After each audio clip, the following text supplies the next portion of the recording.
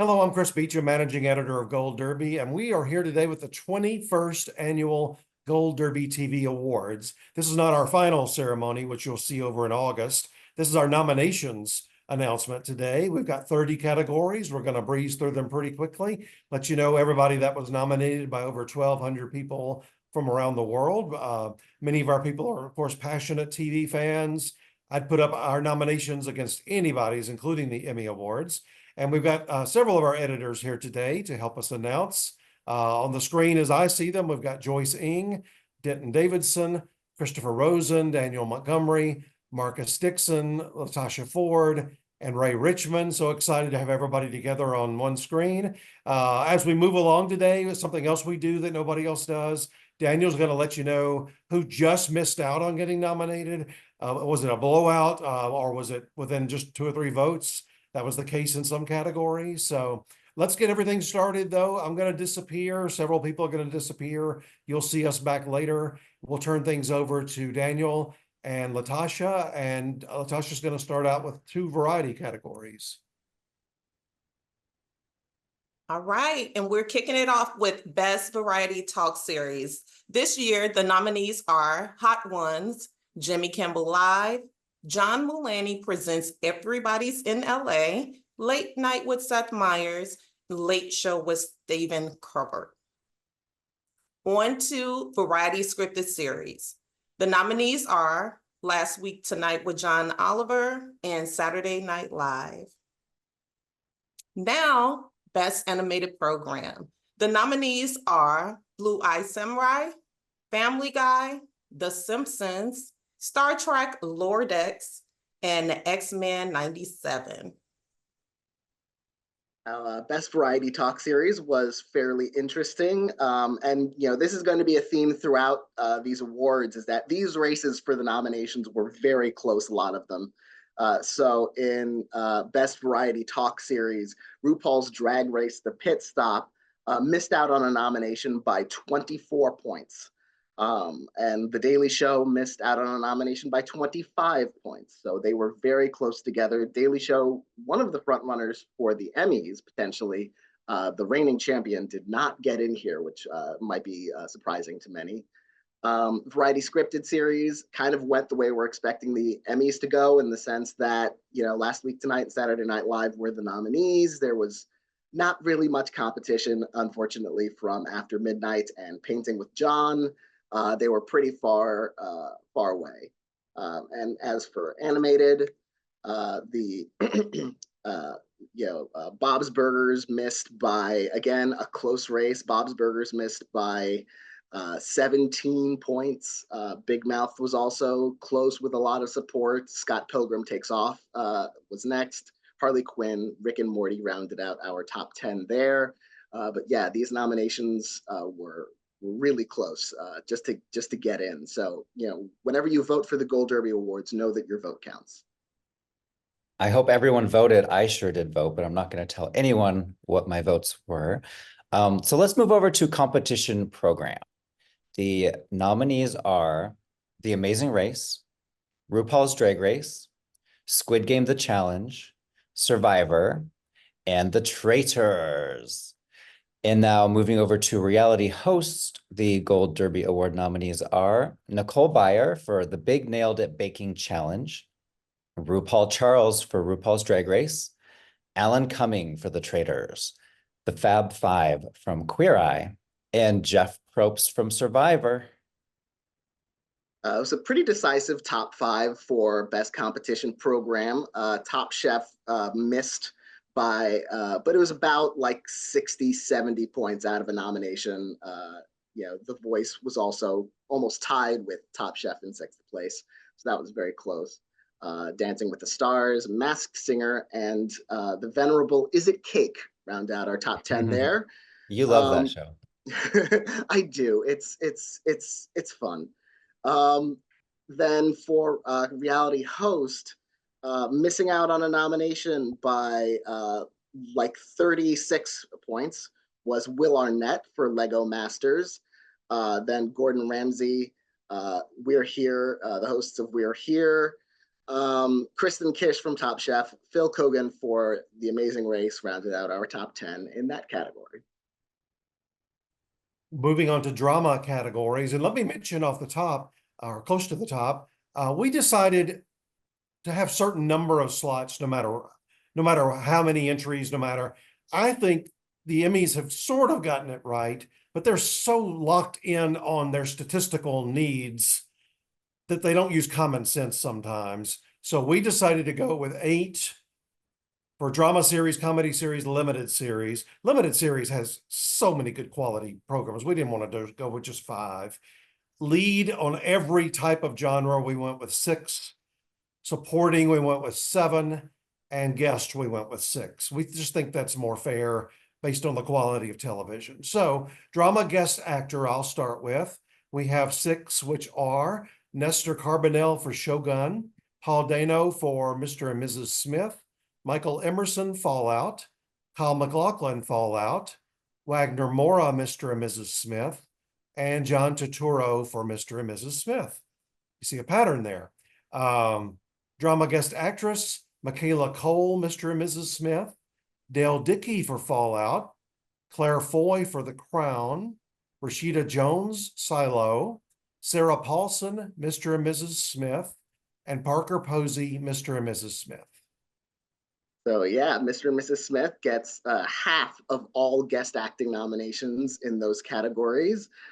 For drama guest actor, Jonathan Pryce, was in there for a while. Like but he ultimately missed. These 6 were ultimately pretty decisive. He was out of a nomination by 80 points ultimately, followed by Jesse Tyler Ferguson for Elspeth, Arian Moayed for Elspeth, and Blair Underwood for Elspeth. So we had a couple of shows that had a lot of guest stars. Mr. and Mrs. Smith was the one that prevailed. For drama guest actress, Yuko Miyamoto finished just 27 points out of a nomination, followed by Jane Krakowski for Elspeth, Glenn Close for The New Look, and Marcia Gay Harden for The Morning Show. Next are the drama supporting categories. For drama supporting actor, the nominees are Khalid Abdallah, The Crown, Tadanobu Asano, Shogun, Billy Crudup, The Morning Show, John Hamm, The Morning Show, Jonathan Pryce, The Crown, Ki-hee Kwan, Loki, and Benny Safdie, The Curse. For drama supporting actress, the nominees are Christine Baranski, The Gilded Age, Elizabeth Debicki, The Crown, Moeka Hoshi, Shogun, Yuka Kori, Shogun, Retta Lee, The Morning Show, Leslie Manville, The Crown, and Fumi Nakado, Shogun. For drama supporting actress, just missing out on a nomination, although it was a pretty decisive 7. So out about 90 points off of the nomination was Nicole Beharie for The Morning Show. Amy Ryan and Sugar also had a lot of support. Cynthia Nixon for The Gilded Age also had a lot of support, but ultimately not quite enough to get in. For supporting actor, Jack Lowden was the actor who just missed out by about 40 points. For Slow Horses, Takahiro Hira also had, again, a lot of support, just missed. And Salim Daw for The Crown rounded out our top 10 there. Yeah, we had a lot of Shogun, but not everyone from Shogun managed to make the cut. They all made it in supporting actress instead. Yes. And now we'll do the lead actor and actress categories in drama. First up, drama actor. And the nominees are Donald Glover for Mr. and Mrs. Smith, Walton Goggins for Fallout, Cosmo Jarvis for Shogun, Gary Oldman for Slow Horses, Hiroyuki Sanada for Shogun, and Dominic West for The Crown. And then for drama actress, the nominees are Jennifer Aniston for The Morning Show, Rebecca Ferguson for Silo, Carrie Preston for Elsbeth, Anna Sawai for Shogun, Imelda Staunton for The Crown, and Emma Stone for The Curse. Very interesting categories, these lead categories. Missing out in 7th place for the lead actors was Tom Hiddleston for Loki. He was about 40 points out of a nomination. Then Nathan Fielder for The Curse missed out on a nomination in 8th place, even though Emma Stone made it into her category. Then Colin Farrell in Sugar, and Zahn McClarnon for Dark Winds. For the lead actresses, just missing out, and this was a close race for a while. Just missing out was Ella Purnell for Fallout, Maya Erskine for Mr. and Mrs. Smith, even though Donald Glover made it into his category. Carrie Coon for The Gilded Age, and Reese Witherspoon for The Morning Show rounds out our top 10 there. And that brings us to the drama episode category, where the nominees are The Crown, Ritz, The Crown, Sweep, Dearie Sweep, The Curse, Green Queen, Shogun, Engine, Shogun, Crimson Sky, and Shogun episode, A Dream of a Dream. We're just one slot removed from a Crown Shogun sweep in the category. And finally, in drama series, the nominees are The Crown, The Curse, Elsbeth, Fallout, The Gilded Age, Mr. and Mrs. Smith, The Morning Show, and Shogun. And for the drama episodes, quite interesting, in 7th place, just missing out, was actually X-Men 97 for the episode Remember It. Then Mr. and Mrs. Smith for A Breakup, Loki for Glorious Purpose, and Fallout for The Beginning. That X-Men episode was about 60 points out of a nomination for Best Drama Series. Another category that was fascinating to look at because of how many shows from last year weren't even eligible this year. Just missing out were Slow Horses, about 50 points out of a nomination. Loki, Star Trek Strange New Worlds had a lot of support. Three Body Problem had a lot of support. Silo, as we saw from its 2 acting nominations, had a lot of support. Had some support here as well, but not quite enough to get nominated. I kept waiting for the Succession nomination, but what are you going to do? Thanks. Moving on to comedy categories, we'll start with Comedy Guest Actor. The nominees are John Bernthal for The Bear, Bradley Cooper in Abbott Elementary, Ryan Gosling, Saturday Night Live, Christopher Lloyd, Hacks, Bob Odenkirk, The Bear, and Will Poulter, The Bear. And for Comedy Guest Actress, the nominees are Olivia Colman, The Bear, Jamie Lee Curtis, The Bear, Lily Gladstone, Reservation Dogs, Christina Hendricks, Hacks, Caitlin Olsen, Hacks, and Divine Joy Randolph, Only Murders in the Building. So The Bear is the Mr. and Mrs. Smith of comedy in terms of dominating the guest categories. For the actors, Matthew Broderick missed out on a nomination for Only Murders in the Building by fewer than 20 points, so very close to a nomination. Zahn McClarnon for Reservation Dogs, another category where he had a lot of support, but not quite a nomination. Christopher McDonald for Hacks, and Graham Greene for Reservation Dogs round out our top 10 there. For the actresses, Octavia Spencer for Young Sheldon was actually pretty close, about 25 points out of a nomination. Then Cree Summer for Abbott Elementary, J. Smith Cameron for Hacks, and Io Adebri for Saturday Night Live, rounding out our top 10 in that category. And on to Best Comedy Supporting Actor. The nominees are Paul W. Downs, Hacks, Lane Factor, Reservation Dogs, Harvey Guillen, What We Do in the Shadows, Eben Moss-Bacharach, The Bear, Chris Perfetti, Abbott Elementary, Paul Rudd, Only Murders in the Building, Tyler James Williams, Abbott Elementary.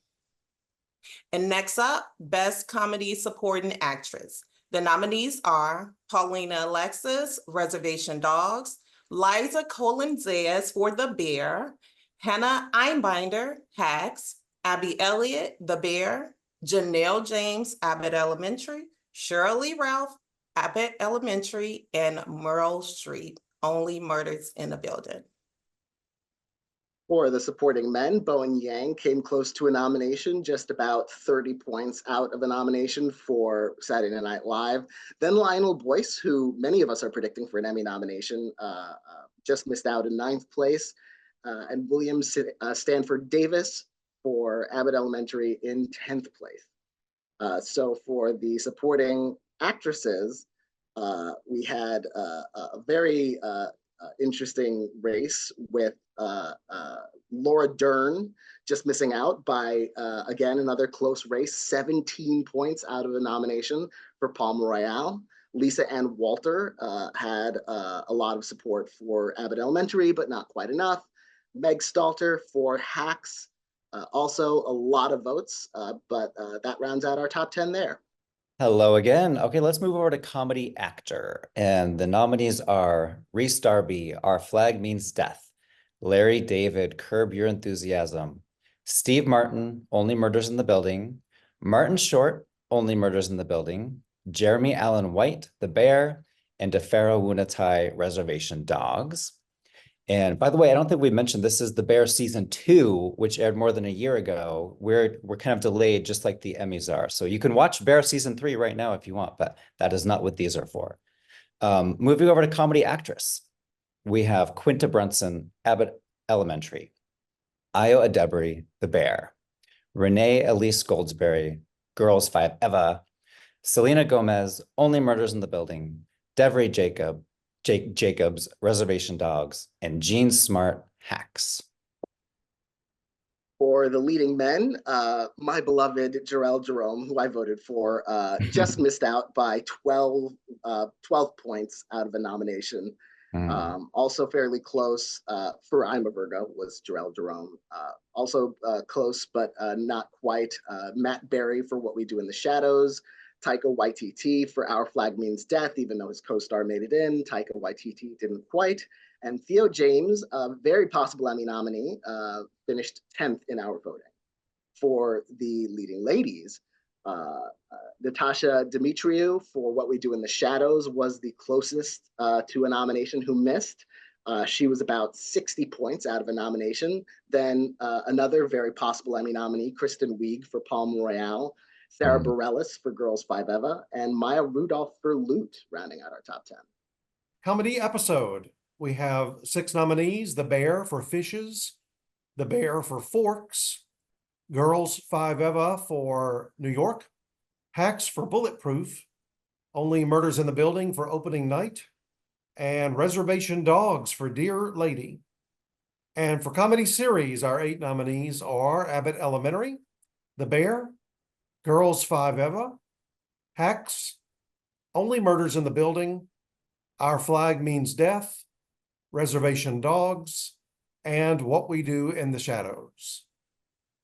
For the episodes, this was a pretty decisive 6 nominees, but Abbott Elementary came closest with a miss for Party. And then Hacks had a couple more episodes in the top 10 with One Day and the Roast of Deborah Vance. And Only Murders in the Building rounded out our top 10 with It's a Probe. So a lot of shows that got in had additional episodes that just missed. For comedy series, we had Curb Your Enthusiasm just missed out on a nomination, fairly close, about 25 points out of a nomination.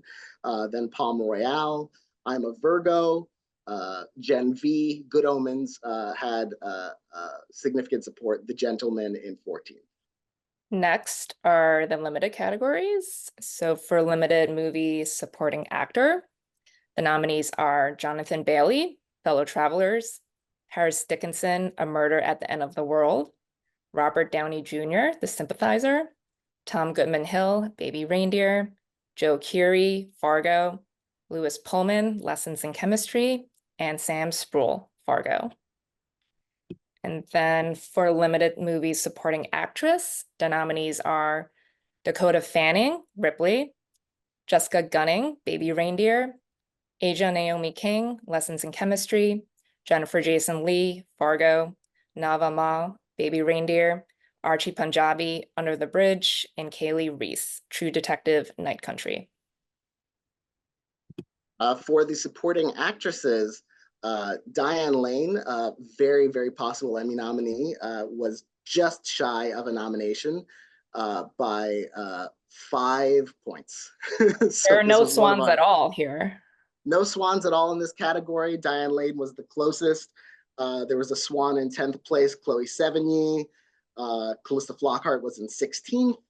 So we had many votes for Many Swans, not quite enough to get them in. Diane Lane just 5 points out. Lily Gladstone in 9th place, perhaps surprising that Archie Panjabi made it into this category and Lily Gladstone did not. That recent Oscar nominee was less than 20 points out of a nomination. So this was a very close race for the nominations.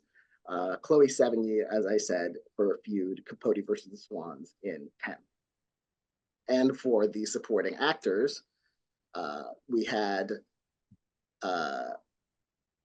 just missing out. Finn Bennett for True Detective Night Country was 19 points out of a nomination. Then John Hawkes for True Detective Night Country, although he's quite a bit farther back, but still significant support. And Jelani Aladdin for Fellow Travelers rounded out our top 10. Now we're doing limited series actor and actress / movie. For limited movie actor, the nominees are Matt Bomer for Fellow Travelers, Richard Gadd for Baby Reindeer, John Hamm for Fargo, Tom Hollander for Feud, Capote vs. the Swans, Andrew Scott for Ripley, and Wah Shande for The Sympathizer. And then for limited movie actress, the nominees are Jodie Foster for True Detective Night Country, Jessica Lange for The Great Lillian Hall, Brie Larson for Lessons in Chemistry, Julianne Moore for Mary and George, Juno Temple for Fargo, and Sofia Vergara for Griselda. For the actors, just missing out, though by about 100 points. So it was a pretty decisive 6. But just missing out in 7th place, Tyler Zakar Perez for Red, White, and Royal Blue. Then we had Bruce Greenwood for The Fall of the House of Usher. And rounding out our top 10 is a double dose of Nicholas Galitzine. He finished 9th for Red, White, and Royal Blue and 10th for Mary and George. For the ladies, again, no swans here either. Naomi Watts finished about 100 points out of a nomination in 7th place for Feud, Capote versus the Swans. Then Carla Gugino for Fall of the House of Usher, Annie Murphy for Black Mirror, and Kate Winslet for The Regime, rounding out our top 10. Very interesting race there as well.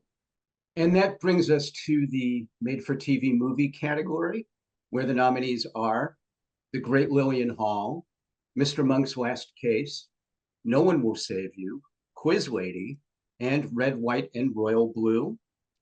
And the limited series category, where we're far better than the Emmys because we have 8 slots instead of 5, as Chris Beachum pointed out. No swans, however. The nominees are Baby Reindeer, The Fall of the House of Usher, Marcus James Dixon's favorite, Fargo, Fellow Travelers, Lessons in Chemistry, Ripley, The Sympathizer, and True Detective Night Country. And it's so good that we have 8 nominees because, you know, that like even with our expanded list compared to the Emmys, it's all killer, no filler. Like it's an incredibly strong category, top to bottom. So stacked. Yeah. And again, poor Feud, Capote versus the Swans keeps finishing just out of a nomination. In this case, about 90 points out of a nomination in 9th place. Then Mary and George in 10th. After that, we had Expats, Masters of the Air, One Day, Under the Bridge. So significant support for those programs, but they just missed. For the films, The Caine Mutiny Court Martial was just out of a nomination in 6th place by about 80 points. Then Scoop, the Netflix film, in 7th, Totally Killer, Unfrosted, and Musica rounded out our top 10 for the telefilms. All right, our final 3 categories are ones you will not see at the Emmys. They're sort of all-encompassing, and I'll be talking about performers of the year, which could be people that are obviously known for a certain show, but maybe had multiple projects this season. Beginning with Breakthrough Performer, the nominees are Richard Gadd, Nicholas Galitzine, Moika Hoshi, Kaylee Reese, Anna Sawai, and Wah Shande. And for Performer of the Year, the nominees are Ayo Edebiri, Ella Purnell, Anna Sawai, Andrew Scott, Jean Smart, and Emma Stone. And for the Performers of the Year, this might have been our closest race. Jeremy Allen White missed out on a nomination by 2 points. So very close. Ayo Edebiri made it in, but her Bear co-star, Jeremy Allen White, didn't quite. Then you had John Hamm, In eighth place, he had a couple of projects this year with Fargo and The Morning Show. Richard Gadd in ninth place. He did get into Breakthrough, but he was in our top 10 as well for Performer of the Year. And Nicholas Galitzine, who got into Breakthrough, was in our top 10 for Performer of the Year. For those breakthroughs, again, in seventh place, Poor Guy Can't Catch a Break, Taylor Zakar Perez was about 70 points out of a nomination. Marcelo Hernandez in eighth, Navamau in ninth, and Finn Bennett in 10th. And that brings us to our final category, Ensemble of the Year. And I will be announcing this category. We have 6 nominees in this category. Obviously, you won't find this category at the Emmys. So without further ado, the nominees for Ensemble of the Year: Abbott Elementary, The Bear, Hacks, Only Murders in the Building, Reservation Dogs, and Shogun. So you've got 5 comedies, 1 drama, no limited or variety managed to make it into that particular category. Isn't that crazy? 5 comedies out of the 6. Yeah, I feel like sometimes comedies are known for their ensembles in a sense, like, you know, classic office comedies or, you know, medical comedies, you know, they're known for having lots of people interacting together. Just missing out on a nomination there. Another such a close category. 4 points out of a nomination was Girls 5 Eva. And then the closest limited series was Fargo in 8th place. The Crown in 9th, and Baby Reindeer, despite having a relatively small cast in terms of the main, you know, the high-profile members of that ensemble, that finished in our top 10. What about Fall Baby of the House Reindeer of was Usher? like 5 cast members, just like a Gunny was like 5 cast members in one. Yeah. Fall of the House of Usher finished 13th. Oh, that's not too bad. No, it had, again, I really like announcing what just missed, because people who voted and love these programs, even if your program didn't get in, know that you're not alone. A lot of people were fighting for these 1,200 voters. So we had a lot of support for a lot of great TV. We were trying to remember and we couldn't come up with an example. Ella Purnell gets into Performer of the Year amongst, you know, hundreds of possibilities, yet she can't get into Drama Actors. That's wild to me. That's weird. It is unusual. Before we wrap, I will mention some nomination totals. We had leading the way with 14 nominations. The most of any program was The Bear. Very close behind with 13 nominations was Shogun. The Crown had 10 nominations. With 9 nominations, Hacks and Only Murders in the Building. With 8 nominations, Abbott Elementary, Mr. and Mrs. Smith, and Reservation Dogs. With 6, Fargo. And with 5 nominations, Baby Reindeer, Fallout, and The Morning Show. Well, if there are no other questions, we do thank all of you for voting. We are opening up the event right now for you to vote for winners. The way that it'll work on winners is for drama, comedy, and limited series, you'll be able to rank your top 3. We did that because there's 8 nominees and we don't want it to just be one choice, but every other category it's one choice. So if you got a lot of things you watch, a lot of things you enjoy, you're going to have to suddenly narrow down to your favorite one selection in each category, 30 categories. We're going to record a big ceremony over in middle of August, which will premiere the day before final Emmy voting starts. I think that's around August 14th. And we'll announce all the winners then. We'll also reach out to them for acceptance speeches. Hopefully we'll get a bunch of those. And we have really nice trophies that we'll send out. We've been doing that the last 3 years or so. So they seem to be really enjoying that when we do film awards and when we do TV awards. So please get in there and vote. Also in the Prediction Center, you can get your final Emmy nominee predictions in right now. We'll open up the Emmy winner prediction events Wednesday or Thursday. Oscars are up, Grammys are up, reality coverage and box office, Billboard music. I mean, there's a lot of things in the Prediction Center. And of course, you can jump into the forums anytime you want to and comment on not just these awards, but anything you want to comment about. So anything else, anybody? Is there something I'm forgetting? I I think that was the main stuff. So thank you all very much. Exciting list of nominees, and we'll see you on Gold Derby over the next few months.